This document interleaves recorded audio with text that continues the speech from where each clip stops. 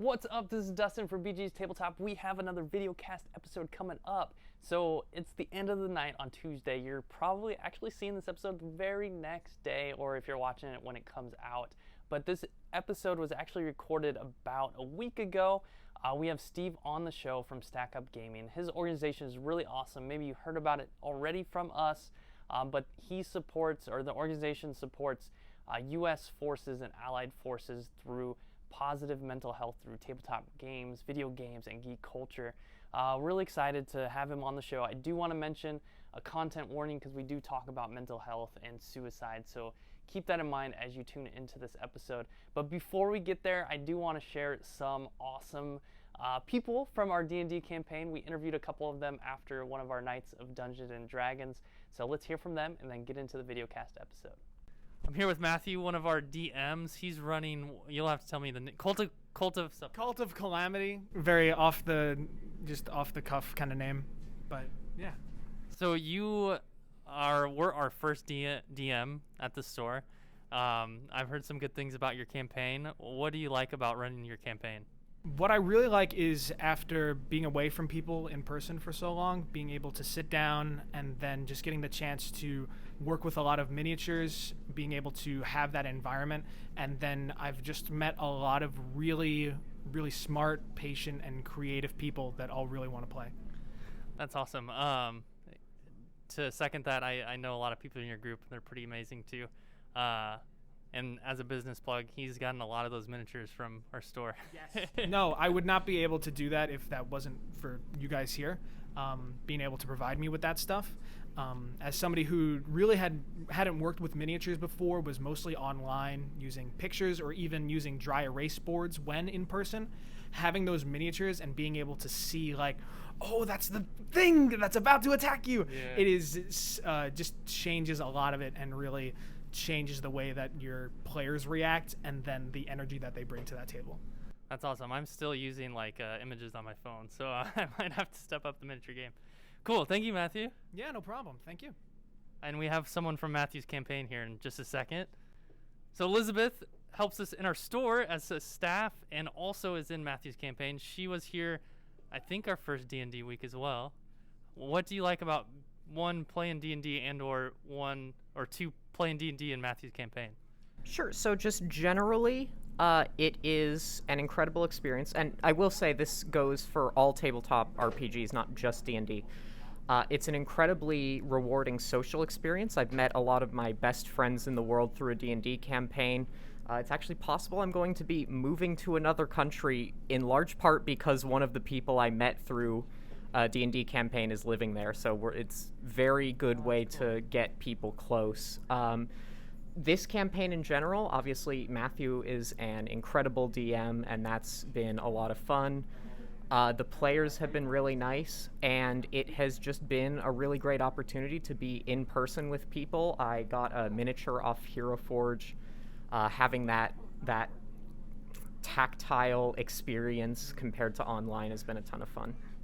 Awesome. I knew you were leaving the country, but I didn't realize it was because potentially you met someone through D&D. Yeah. No, a lot of my best friends in the entire world I've met through D&D. That's super awesome. Awesome. Thank you, Elizabeth. And we got the human cleric bard. So we're at the end of the D&D night. I meant to get more interviews, so if you're watching this and you play D&D, remind me. I will interview you for a future episode. But we have Ricky here. My cord's getting stuck.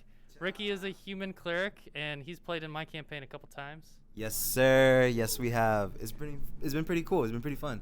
So what do you enjoy about playing D&D or playing D&D at BGE's Tabletop?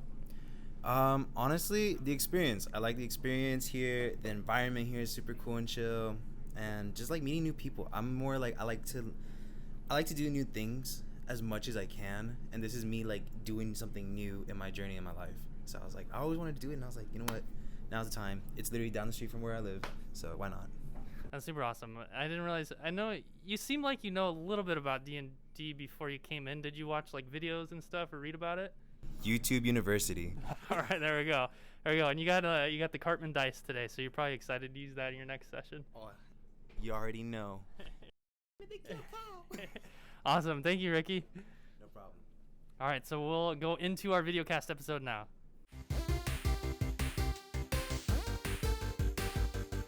So thank you, Steve, for coming by. You're our first guest in our studio, I suppose, our store. We've done some podcasts in person before, but I've never done a video cast. So everyone watching this, welcome for the first time.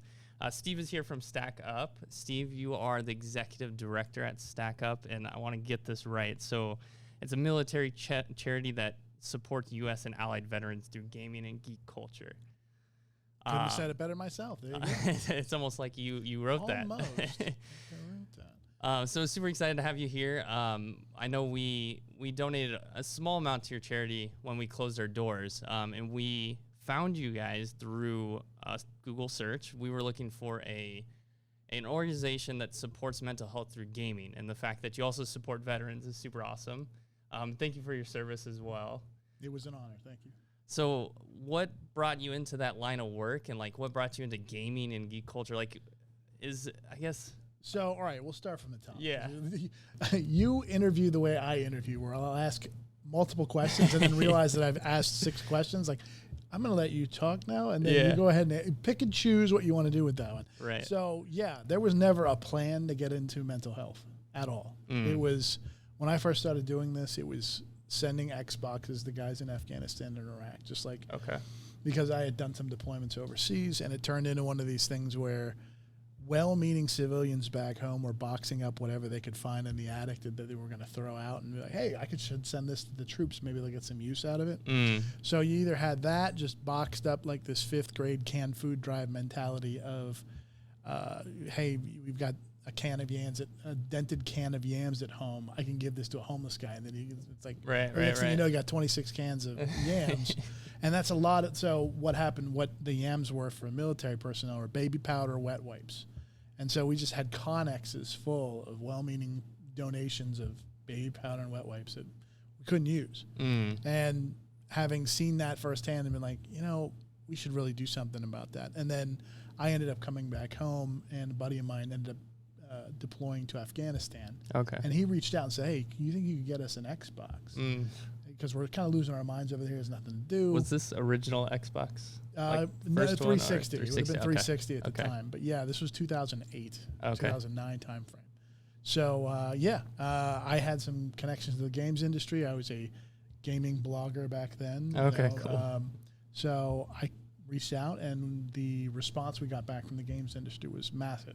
Awesome. We got pallets of stuff at the house. So yeah, it was industry places that would come off of events, and they would have prize closets just full of T-shirts and branding and marketing materials and things, and copies of games, promotional copies of games, pallets of the stuff sent to us. So I took some money, I filled out a wish list for this guy, filled it up with a bunch of the stuff we got, and sent it over, and it was a big hit.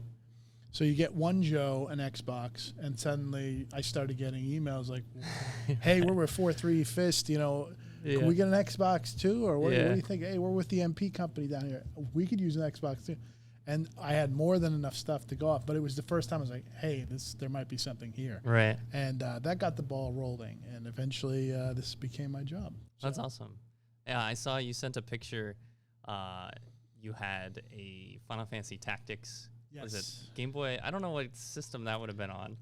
Yeah, that's a good question. It wasn't a color, but it was a Game Boy Advance of some kind. Okay. And that was my game of choice while I was over there, because it was one of those, this is going to take a couple 100 hours to get through that thing. And I don't even know if I did or not, but yeah, just having something. I mean, that picture is really the crux of my life. That really breaks it down. It's like, no matter what I was doing in my life, gaming was always a big piece of it. And that's why doing this and doing what I do now makes so much sense, because they say, if you're an author, write what you know. And this is exactly like, if you love what you do, you never work a day in your life, which of course is a lie, because I work like a dog, right. But I don't dread Mondays, and I don't do it's the weekend. No, I don't do that anymore. Right.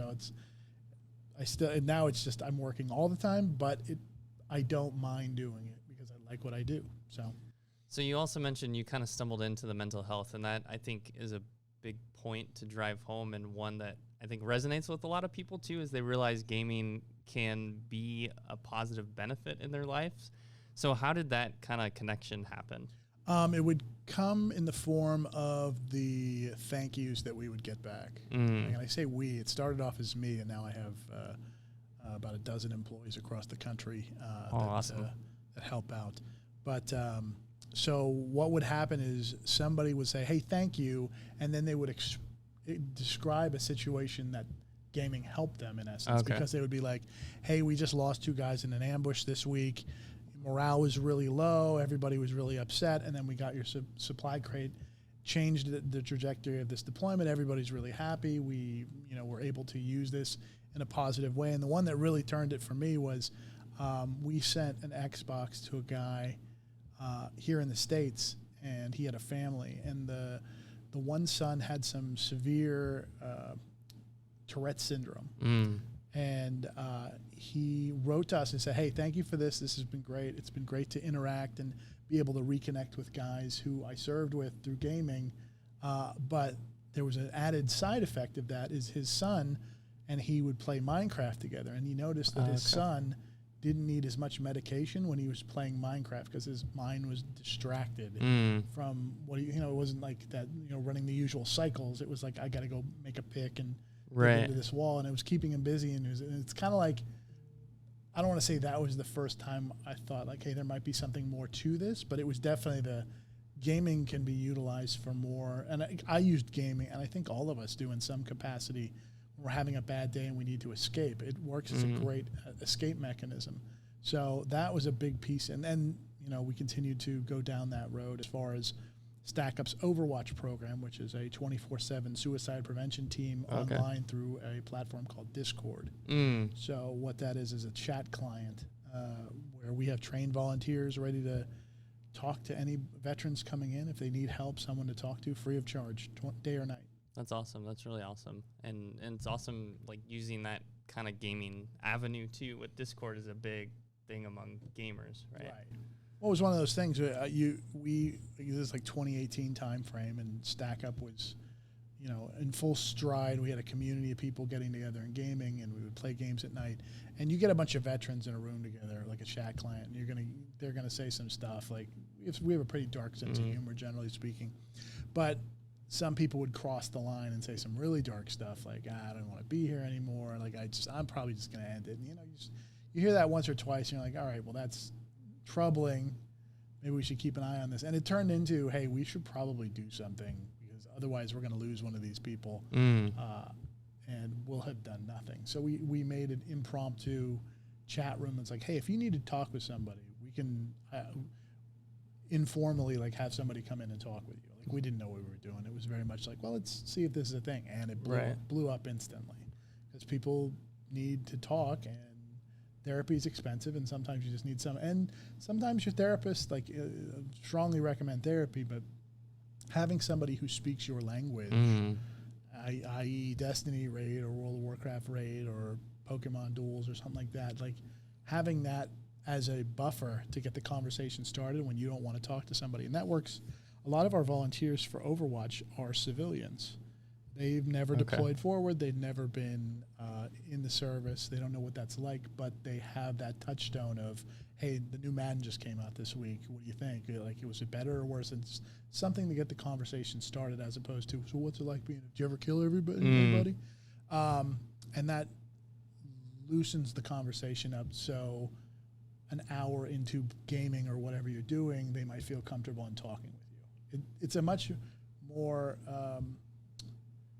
organic experience as opposed to, sure, you get 45 minutes with a therapist and they're kind of like, turn the stopwatch on. Like, all right, today we're going to talk about this, as opposed to, I'm just going to bullshit with you for 2 hours, and maybe you say something, maybe we don't make any progress, but it's very passive as far as collection goes. So, and I don't have a lot of experience. I'm not a professional, but I imagine it does carry over to those conversations where therapists can maybe have some extra leverage to help too. Sure, right? Yeah, absolutely. That's awesome.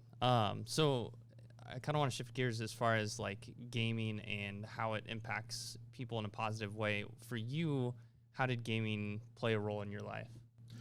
When I came home from being overseas, it was definitely an interesting transition point. You come home from that kind of an experience and you're just expected to jump back into normalcy again. And it's not that easy. You know, you think, you know, I stepped off the plane and it was like, okay, I'm home. That was a thing, huh? I guess I'll go to the mall and get a chili dog. And Right. Like, what? Right. Okay. It's just this weird. So when I was overseas, we would do convoy security in southern Iraq. And one of the things you'd have to look out for is our command detonation wires, which is just wires, but they lead to explosive devices. And those are usually like buried among piles of trash or debris on the side of the road, animal carcasses, things like that. Right. So you start looking for those. And then when I came home, I was based out of Fort Lewis, so Seattle, and every couple of days it was trash day. And so I knew I was safe. I knew none of these piles of trash were going to suddenly detonate. Right. But I would find myself looking for wires and scanning sight lines and horizon lines and things like that. As far as like it was forcing me to not want to leave the house a lot, and I could see how that mentality going unchecked could really be a problem. And fortunately, I came home right about the time a little game called World of Warcraft was coming out. And I remember sitting in a Walmart parking lot at Fort Lewis near Tacoma at 6 in the morning waiting for them to open the doors so I could pick up a copy because I knew what it was going to be. Boy, I got a hold of that, and it dominated my life in a way that was unhealthy. Okay. However, it gave me the time to process being back home in a way that worked out because it got my brain from fascinating on the impossibility of an IED detonating while I'm leaving my house in the morning. Right. Right. But over time, I got better, so to speak, which is a weird thing to say. But eventually I didn't think about it as much as I used to, and it's no longer a big problem in my life. I still do the weird veteran quirks of like making sure I can see doors, and I never thought I was gonna. You hear people say like, "Oh, I make sure I have my back to the wall." Right. Right. But now it's kind of like, well, yeah, why wouldn't you do that? Like, there's this weird thing that I do now. It's just like, I don't know. It's hard to explain. It's embarrassing, but it's like, yeah, I guess I'm that guy now. So. Wow, that's awesome. That World of Warcraft. I mean, it was. It's a fine line because it can be unhealthy sometimes, our relationships with games, but also it can really be a positive impact. So, for you, like, what gaming meant something to you before being deployed, and it was what you could lean back into when you came back. Was it something that kind of with World of Warcraft? Was it something that just you knew you were going to start playing that game, or was it something like you were kind of looking for something? I had played a bunch of games like that, like Dark Age of Camelot and City of Heroes at that time, but knowing what Blizzard was even back then, the Diablo guys, oh my gosh, the World of Warcraft guys, like, or the Warcraft guys, like this, and then there was just a level of polish to that game that a lot of the other games at that time, like I think of Ultima Online, and you put that against the World of Warcraft, you're like, these aren't even the same thing. Right, like, right. Not even close. So that definitely became, I knew it was going to have some high quality, like hearing that the Riot folks are putting out an MMO based on League of Legends. I don't throw the word WoW killer around a lot, but WoW's had a good solid 20 years now, and it's like time for somebody to step up, and an organization like Riot putting something like that on. Yeah, I mean, I'm a real-time strategy player, first-person shooter. Like, I love games that are super tactical. Like, my buddies and we just started our new Madden franchise this morning, and I'm not a big, like, American football player, but I love just how tactical that game is. Really? Yeah. That's not what I was expecting when you said real-time strategy. Yeah, yeah. It's like, oh, did you play the new Dune Spice Wars thing? Is that pretty good? I mean, I like StarCraft, no, Madden, too, actually. Yeah. Yeah, I guess I didn't even think. I guess Madden is a real-time strategy game. That's probably why I enjoy it too. Yeah, it's the nerdiest thing. Wow, that's something. Well, actually. Yeah. So, are you MMO? Like, is that your game of choice, or what? No, well, right now I'm back into Destiny, and unfortunately. Destiny, okay. So there's just something about the speed of it, whereas in a lot of MMOs are 1 2 3 4 1 2 3 4 kind of mindset. I like action RPGs, like the Diablos of the world. Like I'm really excited for 4, but I've been playing Destiny a lot recently, and it's scratching an itch. I don't know. It's that really fast, fluid gunplay with the MMO grind.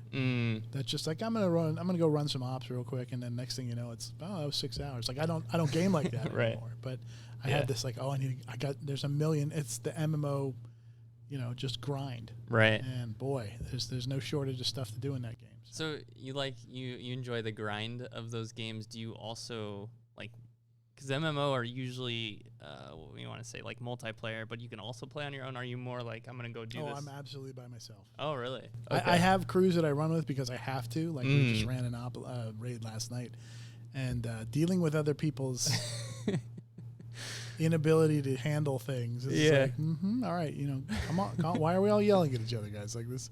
Meanwhile, that's only 6 people. You think of the old days of World of Warcraft with 40-man raids. It's like, how did we ever do this? This is insane.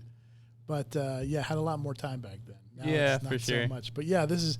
I generally will like going into games like that and doing story content and watching the cutscenes and learning the lore. And I'm trying to we did this incredibly long raid yesterday, and I still don't know what the hell the point of it was. Like I was just like, oh, we're just getting this piece of gear. Well, why are we here? It's like, I want to know why we're doing what we're doing. But it's just content in the game for a lot of these people. Like I don't know. There's a big weapon we need. Just get it. Okay, and why? Where does this connect to the storyline? I don't know. Whatever. It's like okay, whatever. So, because usually people blow past that stuff. They'll skip cutscenes and race forward. And I'm like, wait, I'm trying to. Okay, I guess we're going. So, generally speaking, I'll try to do a lot of that stuff on my own. And then when there's multiplayer content, it's like, all right, I guess I got to deal with this. So that's funny. And you enjoy the MMOs, but you try to avoid players.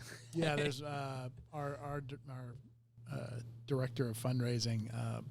He loves Fallout 76, and he specifically has whatever their paid app service is. It's like, I just want to play Fallout by myself. I don't want anybody else ruining my experience. And I'm like, can't argue. I know that feeling. So do you play any tabletop games, like role-playing games? A thing when we set up the tavern, which is our annex at the house, our Phalanx house, which is our community center for Stack up here in Van Nuys, we got all kinds of board games. And instead of just letting them all sit there, I'm like, you kind of need to go through and do a bunch of test runs on these, like a Gloomhaven or games that it's awesome. Like, hey, we should probably know how these games play before we're like, hey, we got a board game, because it's never just open it up and play. It's always like you need extremely complicated. It's like, all right. So like Scythe or things like that. Yeah, we got all kinds of crazy board games, but you really need to sit down and watch a couple YouTube videos and read the instructions and break out all the cardboard pieces and get it ready to go. Yeah. So I had a multi-week thing where I was just like, okay, once a night I'm going to play a new board game. Oh, that's awesome. And take the 3 hours instead of watching television or playing games. I'm going to go through this, and it's been a long time since I've done anything like that. That's and awesome. and the great thing is a lot of these games now, and it's such a nerd thing to say, but it's like you can play them by yourself, which is fantastic. Yeah, especially the pandemic. The Dark Souls game, and it's just like, there's a deck of AI, for the enemies, and you just flip the deck out. Okay, that's what the other player would be doing, but I'm by myself. So it works great. So are you a solo board gamer then as well? Okay. Interesting. I like playing with other people. Yeah. But it's like, hey, do you want to play Arkham Horror? And it's like, well, I want to do this. It's like, all right, well, I'll do it then. It's like, so it's a great game, but it's like, do you have 6 hours? It's like, So it turns into, I'll play a couple hours, or I'll get halfway through it, and then I'll just leave it for the night, and then wake up the next morning. And so, Did you have a favorite from that marathon session, or a favorite all-time board game? No, I like the horror series though. Okay. That's really good. Betrayal in the House on the Hill is a fantastic. I tell everybody that's a great mid-tier difficulty. But it's there's just something about it. I don't know how it's fairly easy. Some of the rules are a little archaic at points, but boy, it is a great game. So it's a shame you can't play that solo, but. That's a great one to get 4 or 5 people around a room together. I think there's always a traitor mechanic in that, where someone turns into being against all the players. Right. So that's literally the point. Like halfway through the game, you're Scooby-Dooing your way through a haunted mansion, and then halfway through, one of your players becomes the bad guy, and they work against you. And it's fantastic because you never know who that person is going to be. There's no planning, You're not like thinking somebody's. It's totally randomized each time. It's fantastic. It's really well done. So the Phalanx House is in Van Nuys in Los Angeles, and that's one like arm of your organization. What are some other things that you all do? So stack up their 4 main functions that we have, our pillar programs as we call them. We have our supply crates. Already talked about it. Games and gear to units deployed overseas or struggling back home. People that are recovering in military hospitals, units that need assistance back here in the States. We have our air assault program where we fly disabled or deserving veterans to various gaming events, geek culture events like Comic-Con, E3 here in town. That's coming back again next year. We have our Stacks program. We got about 30 teams nationwide that go out and do volunteer work in their communities. And then lastly, we have our Overwatch program, which we discussed, 24/7 suicide prevention, free of charge for veterans in need. So you mentioned you have, I missed the term, the Stacks program? People who go out and help. Is that something someone can get involved with your organization? What are some ways people can? Yeah, it's like we get people who are like, I'm in the middle of nowhere, Iowa. I love your program, but we don't seem to have any stack activity around us. It's like, yeah, if you want to get involved, you can start that conversation. I'm sure there are board game stores near them or something, good places to recruit other people that might be interested in helping out. But it's just a matter of both getting guys out from behind their computers and interacting with one another. I mean, human interaction is an important piece of it. So that's a big piece. And then the other half of it is the volunteerism, where you're like helping out at the VA or cleaning the side of the road or any number of things just to go out and help out. Right. So, and that's generally speaking identifying a need in your location or your town and be like, hey, we don't have anything like this out here. Can we do something like that? It's like, yeah, let's work with you, figure it out. Awesome. So before we kind of go, because we have a game on the table. If you're, it's upside down there. If you're watching, you can see we're going to play Danger here. If you're listening, you'll listen to us play. But anything else about your organization or any last words you might give to someone that's maybe looking to gaming to be a support? Sure. You had asked about Phalanx House. Phalanx House is our new headquarters / community center in Van Nuys. It's for veterans. We bring guys out. Think of it like an adult tree fort. We got like a 5v5 LAN setup and a home theater system with 80-inch television setup and a podcast studio, streaming area, this D&D annex I was talking about, pool, jacuzzi, rooms for 8 veterans. I mean, there's a lot going on there. Yeah. So the idea is we open that up in late May, and we're working with the county to bring veterans out to the house as far as like getting them away from their usual grind and having a great place to go hang out. We feed them full of pizza. We watch the fights. We play some board games, and then we send everybody home. That's awesome. Yeah, it's a great time. Awesome. Well, let's jump into our game. We're going to try this. This is the first time playing this game. You've never played this? No, I've played the game, but not live. I always try to find good games that work well, like audio, if anyone's just listening to the audio. Sure. But also, I've never played a game on video in person like this. So, I mean, we'll figure it out. We'll figure it out. So, it's called Danger. The tagline is the storytelling party game of bizarre dangers and rescues. So, I went to a convention called Gamma, and they hooked me up with this demo copy. And they kind of described it as an introduction to role-playing games, too. So we're each going to get, I gave you 3 and 3, right? We each get 3 skills, 3 tools. I'm not entirely sure what the exact rules are, but there are a lot of different variations that you can play. So we're going to say you can use any tools or skills to get your way out of this dangerous situation. I don't know. We won't do points. I mean, I'm sure there's a way to do points, but we'll leave it to the listeners and viewers to say who would survive the situation based on what we use. So maybe both of us don't survive or we don't make it out. Do you want to go first? No, go ahead, please. Okay. I don't know how this. Okay. Maybe I should go first to kind of. Sure. I mean, you've done this before, so. Well, I've watched people play it. So that candle you lit was actually a bomb. So I lit a candle and it's actually a bomb. I'm just envisioning the 1840 giant black, like, oh, what's this candle doing over here? It's like, really? Oh, man, I have no idea how to, like. I was going to say, I'm thinking of the tools that I saw, and I'm like, oh, this isn't going to. I don't know. I'm going to try this. Okay, so, again, if you're listening or watching, you can tell me if this would solve my dangerous situation. But I'm going to run some miles without getting fatigued. So I'm gonna run. hopefully it's a very long wick. It doesn't say how long the wick is, so maybe I can run for a while. And then I'm gonna use a tactical shovel to launch it into the air. That's so you're gonna run at it for miles and miles, and then you're gonna grab it. I'm gonna carry it. Yeah. Oh, you're gonna carry it? Because I lit it, right? I was holding it. I'm gonna carry it. It's a long wick because it doesn't say how long the wick is, so it's like a very long wick, and I'm gonna run a mile at least, and then flick it in the air. Okay. That's my solution. Boy, I'll tell you what, because let's see. I'm gonna give you a new situation. Oh, okay. So that's me. Well, do you want to do a plot twist on that, or we'll save that. We'll do 4.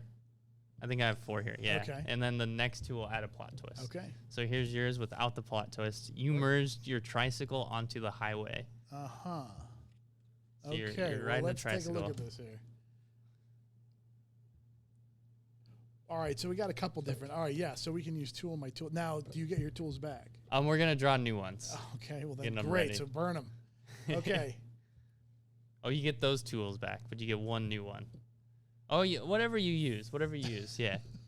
Because if you use 2 tools, then you can get 2 tools back. All right, great. So what I'm going to do is I'm obviously going to go ahead, and while I'm going to reach out to the car behind me, I'm going to pull out my fake police badge. I'm going to get them to pull over, and then I'm going to go ahead and get them to drive me back home because obviously I'm 5.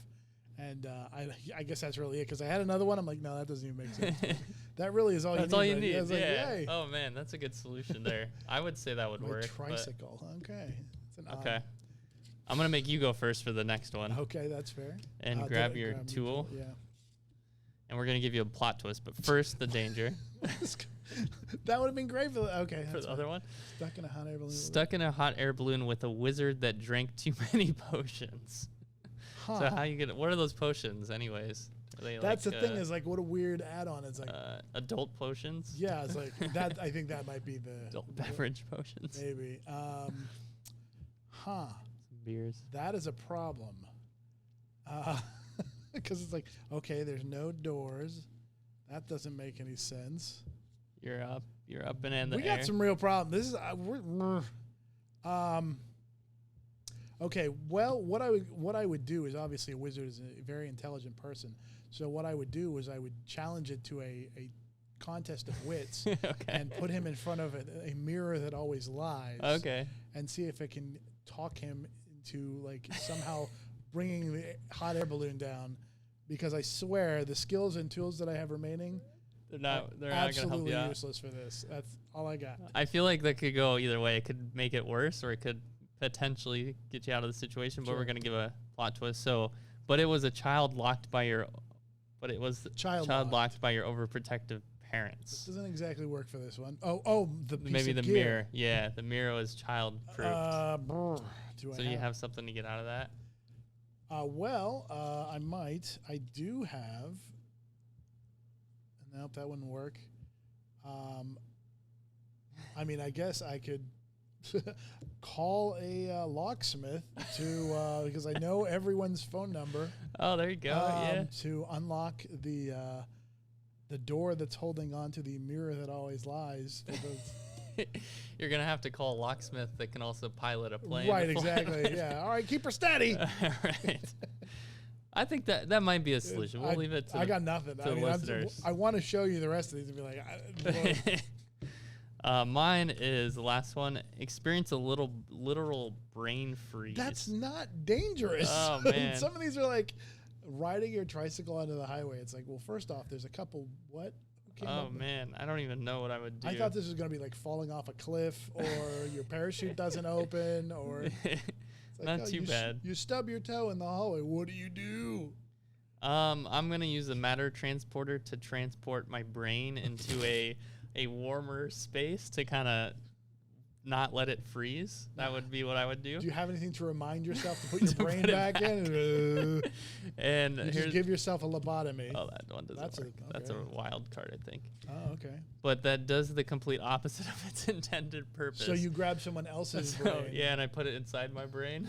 Maybe. You have 2 brains. The man with 2 brains. Oh man. I would hide that brain on me somewhere because I can hide anything on your person. Yeah. Sure. Okay.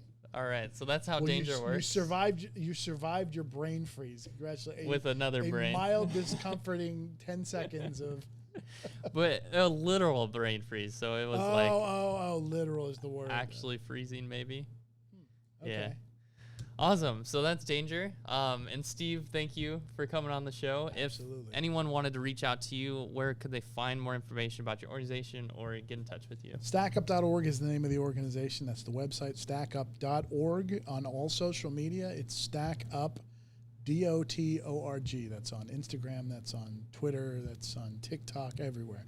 I am Shanghai 6, spelled out SHANGHIAISIX, all spelled out on most platforms. So that's us. Cool. Awesome. So thank you so much, Steve, and thank you for watching. We'll be back next week.